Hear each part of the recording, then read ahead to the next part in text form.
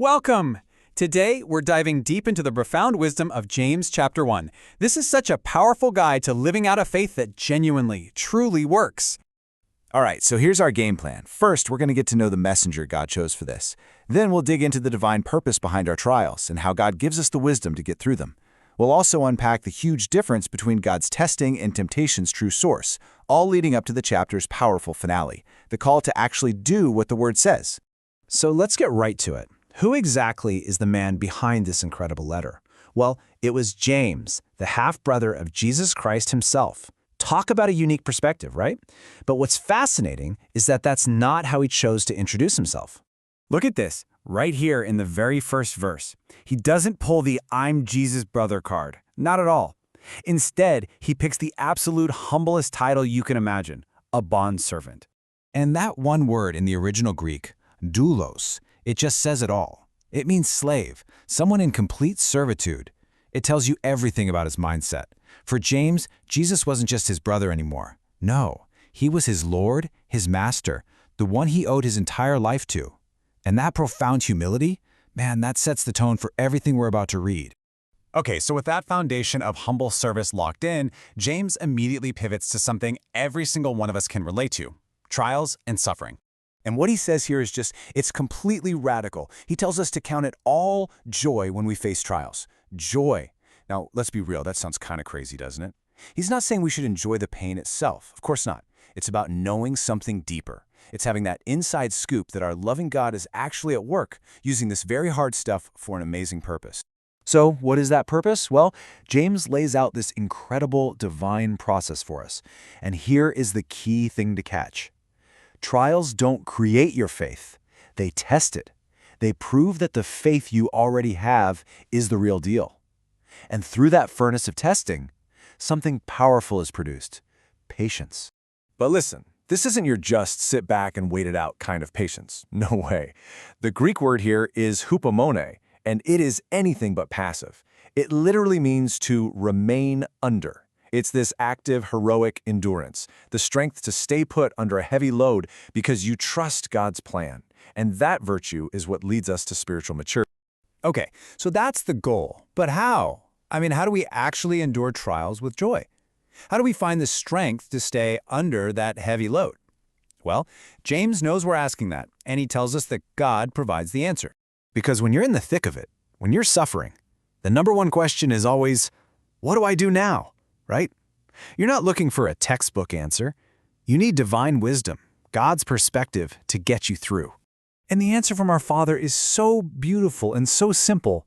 Just ask. Seriously, that's it. He is the God of the open hand, not the clenched fist.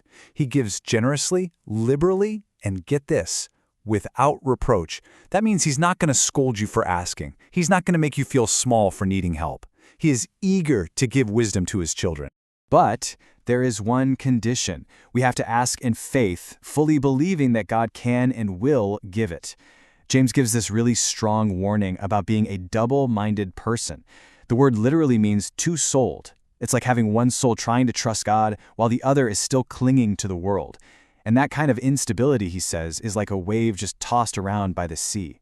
You just can't expect to receive anything from the Lord like that. All right, next up, James makes a super important distinction. This is absolutely crucial. See, while God allows trials to test and strengthen us, He is never the source of the temptation to sin that we often face inside those trials. And he could not be more clear about this. He basically says, don't you dare even think about blaming God for your temptations. It's not in his nature. God is perfectly holy, perfectly pure. He is completely separate from evil, and he never, ever entices anyone to sin. So if it's not from God, then where does temptation come from? Well, James breaks it down for us. He shows us this predictable internal path. It all starts when we are drawn away and enticed by our own desires. Then that desire conceives and gives birth to sin, and when sin is fully grown, it brings forth death. It's a tragic cycle that starts right inside our own hearts. And wow, what a contrast this creates. On one hand, our own desires lead to death. But on the other hand, every single good and perfect thing flows down from our unchanging, perfectly good God. He's called the Father of lights. Think about that for a second. In Him, there's no shifting, no shadow of turning, just constant, unwavering goodness. This all leads us to the climax of the chapter.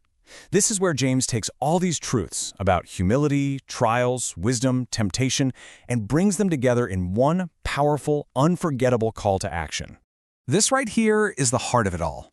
Just listening to God's word, admiring it, even knowing it inside and out, it isn't enough. If that knowledge doesn't turn into action, James says it's a dangerous form of self-deception. You're just fooling yourself. True faith has to be active. And to explain it, he uses this brilliant picture of a mirror. He says God's word shows us our true spiritual condition. A hearer only is like a person who glances in the mirror, sees something wrong, but then walks away and immediately forgets what they saw.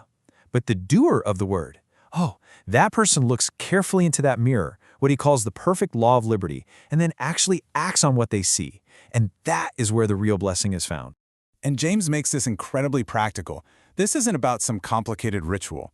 He says pure, undefiled religion in God's eyes is about doing the word. It means controlling your speech. It means demonstrating God's love by actively caring for the vulnerable. And it means keeping yourself pure in a corrupt world. It's real, tangible stuff. So, we're left with this penetrating question for ourselves. When you look into the mirror of God's word, what kind of person does it reveal? A forgetful hearer who's content just knowing the truth? Or a faithful doer who is transformed and blessed by actually living it?